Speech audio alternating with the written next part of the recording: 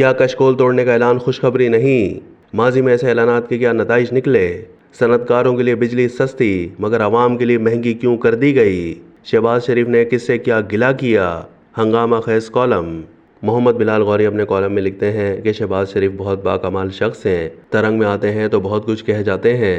पिछले महीने सरमायाकारी के लिए कायम की गई खुसूसी सहूलतकारी कौंसिल यानी SIFC के इजलास से खिताब करते हुए उन्होंने कौम को खुशखबरी दी थी कि हमने कशकोल तोड़ दिया है। अगर वो बंदा नाचीज़ के मशवरे पर कान धरते तो मैं इससे इल्तिजा करता कि बराह करम कशकोल ना तोड़ें। मुल्क को किसी भी वक्त इस कासाए गदाई की ज़रूरत पड़ सकती है और माशी मुश्किलात के इस दौर में नया कशकोल कहाँ से बनवाते फिरेंगे। मगर ईद उल अजहा के मौके पर कौम से खिताब करते हुए उन्होंने फरमाया कि वादा करता हूँ मौजूदा आलमी मालियाती फ़ंड का प्रोग्राम पाकिस्तान की तारीख का आखिरी प्रोग्राम होगा। मुस्तकबिल का रास्ता चुन लिया है, अवामी पैसे पर अय्याशी नहीं होगी, कौम का एक एक धेला मुल्क की तरक्की पर खर्च होगा, जो कुर्बानी देना पड़ेगी मिलकर देंगे।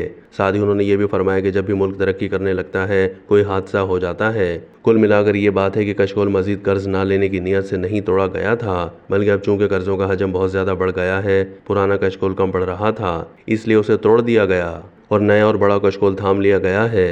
और ऐसा पहली बार नहीं हुआ। मियां नवाज शरीफ दूसरी बार वजीर आजम बने तो कर्ज उतार मुल्क संवारो मुहिम चलाकर कौम को खुशखबरी दी गई कि बस अब कशकोल तोड़ दिया गया है। जनरल परवेज मुशर्रफ के दौर में मालूम हुआ कि कौमी खजाना खाली है। नवाज शरीफ तीसरी बार वजीर आजम बने तो कौम को खुशखबरी दी गई कि IMF से आखिरी बार कर्ज लिया जा रहा है, उसके बाद हम अपने पैरों पर खड़े हो जाएंगे। बताया गया कि रेकॉर्डिंग में सोने और चांदी के बहुत बड़े जखायर दरियाफ्त हुए हैं। 12 फरवरी 2015 को एक नया जैकपॉट ढूंढ लिया गया। वज़ीर आला पंजाब मियां शहबाज शरीफ और वज़ीर आज़म मियां नवाज शरीफ ने चिन्योट पहुंचकर जलसे आम के दौरान इंकिशाफ किया कि आपके इलाके रजुआ सादात में सोने, तांबे और लोहे के इतने बड़े ज़खायर दरियाफ्त हुए हैं कि सब मुश्किलें काफूर और अंधे रास्ते पर नूर हो जाएंगी। लेकिन खुशबख्ती का ये दौर शुरू होने से पहले ही ख़त्म हो गया। कोई बता सकता है कि ये चिन्योटी ख़जाना किधर गया? और शहबाज शरीफ ने वज़ीर आज़म बनने के बाद IMF की दहलीज पर एड़ियाँ रगड़ने के बजाय चिन्योट से यह सोना निकालने की कोशिश क्यों नहीं की? यही किस्से कहानियां सुनाकर इमरान खान निजात दहिंदा के रूप में तशरीफ़ लाए। जब ओपोजिशन में थे तो क्या कहा करते थे कि खुदकुशी कर लूँगा मगर कर्जा नहीं लूँगा। जनवरी 2019 में गैर मुल्की कंपनियों पर मुश्तमिल कंसोर्शियम ने केकड़ा वन मंसूबे के तहत बर्माकारी का आगाज़ किया। दुनिया भर में इस तरह के मंसूबों में कामयाबी का इम्कान 15 से 20% होता है, लेकिन कप्तान को यकीन था कि गैस यहीं से निकलेगी। चुनांचे उन्होंने 21 मार्च को सहाफ़ियों से मुलाकात के दौरान खुशखबरी सुना दी कि मुल्क के हालात बदलने वाले हैं। 8 अप्रैल को एक टॉक शो में वफाकी वजीर फैसल वाउडा ने पूरे वसूख के साथ ये नवीद दी कि एक हफ्ता, 10 दिन या 2 हफ्तों या ज़्यादा से ज़्यादा 1 महीने के अंदर इतनी नौकरियां आ जाएंगी कि बंदे कम पड़ जाएंगे। 18 मई को इमरान खान शौकत खानम अस्पताल पेशावर का संग बुनियाद रखने और फंड्स जमा करने गए तो तकरीब से खिताब करते हुए शुरका से अपील की कि आज आपको 2 नवाफिल ज़रूर पढ़ने हैं, क्योंकि कराची के करीब समंदर में गैस का कुआं खोदा जा रहा है। 1 हफ्ते में पता चल जाएगा। हो सकता है कि इतना बड़ा ज़ख़ीरा मिल जाए कि अगले 50 साल तक बाहर से गैस मंगवाने की ज़रूरत ना पड़े। जब वज़ीर आज़म पेशावर में आवाम को तरक्की और खुशहाली के झूठे ख्वाब दिखा रहे थे तो इस्लामाबाद में उनके मुआविन खुसूसी बराए पेट्रोलियम नदीम बाबर बता रहे थे कि कराची से 280 किलोमीटर दूर समंदर की तह में जो खुदाई हो रही थी, 5,500 मीटर ड्रिलिंग के बाद उसे रोक दिया गया, क्योंकि वहाँ से तेल या गैस मिलने का कोई इम्कान नहीं है।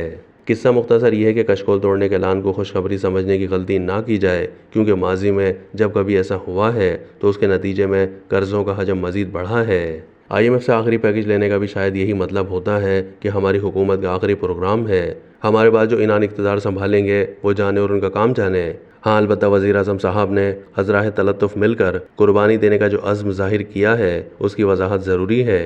खैर सगाली पर मबनी इस बयान की मिसाल ईद उल अज़हा पर कुर्बान किए जा रहे जानवरों जैसी है। हम भी कहने को यही कह सकते हैं कि जानवर और हम मिलकर अल्लाह ताला की राह में कुर्बानी दे रहे हैं, मगर छुरी बकरे की गर्दन पर ही चलती है। मुल्की मईशत की बहाली के लिए दी जाने वाली हर कुर्बानी भी इसी तरह मिलकर दी जाएगी। मसलन वज़ीर आज़म साहब ने सनतकारों के लिए तो बिजली 10 रुपये फ़ी यूनिट सस्ती करने का ऐलान किया है, मगर आवाम के लिए बिजली के निर्खों में मज़ीद 5 रुपये का इजाफा कर दिया है। महू वाला तकरीर के दौरान जनाब वज़ीर आज़म ने खुद एतराफ़ किया कि मुल्क की अशराफिया शाहाना ज़िंदगी गुजार रही है, टैक्स सिर्फ तनख्वाहदार तबके पर लग रहा है। मैं ये समझने से कासिर हूँ कि वज़ीर आज़म साहब ये गिला किससे कर रहे हैं? क्या सरबराह हुकूमत से ऊपर भी कोई और हुकूमत है? एहसन इकबाल साहब की भी सुन लें। वो फरमाते हैं, लोग कहते हैं कि मुल्क ने तरक्की करनी है तो बानी पीटीआई को 5 साल जेल में रखें। तकल्लुफ बरतरफ नया पाकिस्तान बनने के बाद भी यही कहा जाता था कि नवाज शरीफ को जेल में रखें, उनकी वजह से मुल्क तरक्की नहीं कर रहा।